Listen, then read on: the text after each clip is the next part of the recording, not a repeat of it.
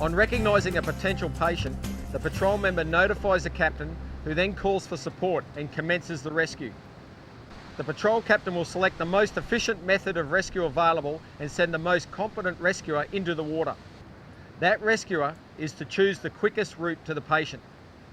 Only in exceptional circumstances should a rescue be performed without a rescue aid.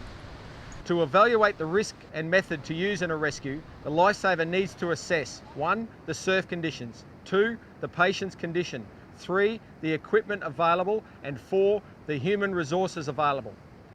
During the approach, the rescuer must continually monitor and observe the condition of the patient.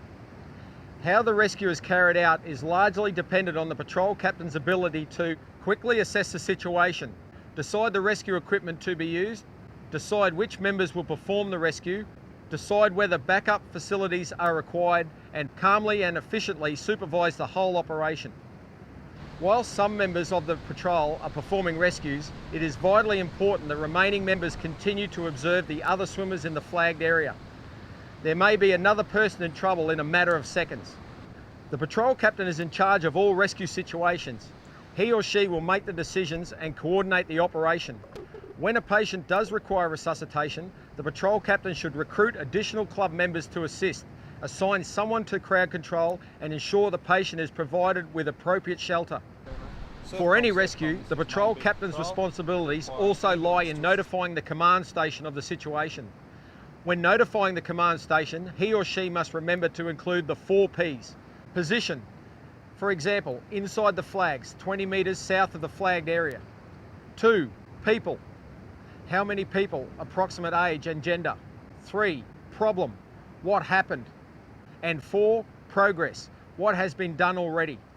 The command station must also be contacted if any further assistance is required. Assistance may be given by nearby clubs or the operations support team, depending on the severity of the incident. Remaining patrol members should return to their patrol duties as soon as possible. The patrol captain will need to examine the reasons for the rescue. Should the area be moved?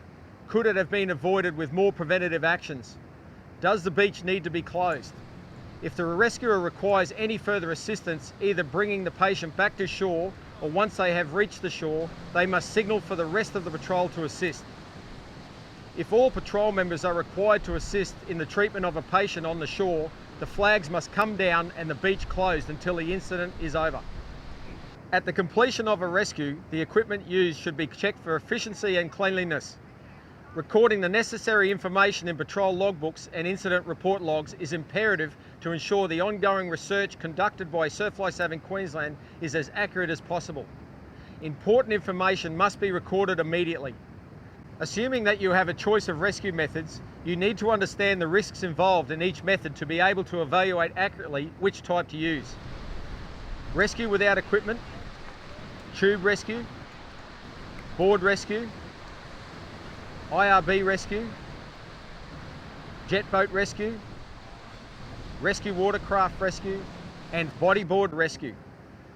When approaching a patient, watch their location and condition continually.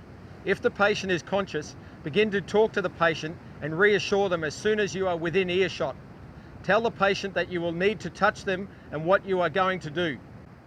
A panicking patient may lunge at a rescuer, so slow your approach and consider the patient's condition and the action to be taken from about 2 metres away. If the patient appears to be unconscious, you must watch them continually.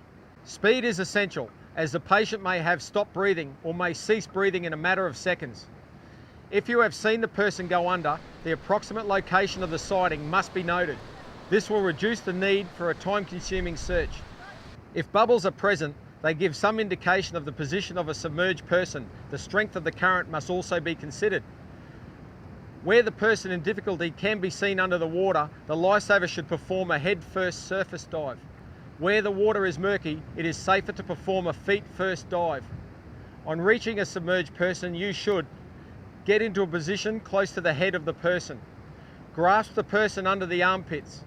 If possible, push off the bottom with feet to assist in raising the person to the surface. Once the submerged patient has been located, it is essential to bring them to the surface, signal for assistance if this has not already been done, followed by resuscitation before returning to shore. The patient who has started to panic presents the rescuer with many problems.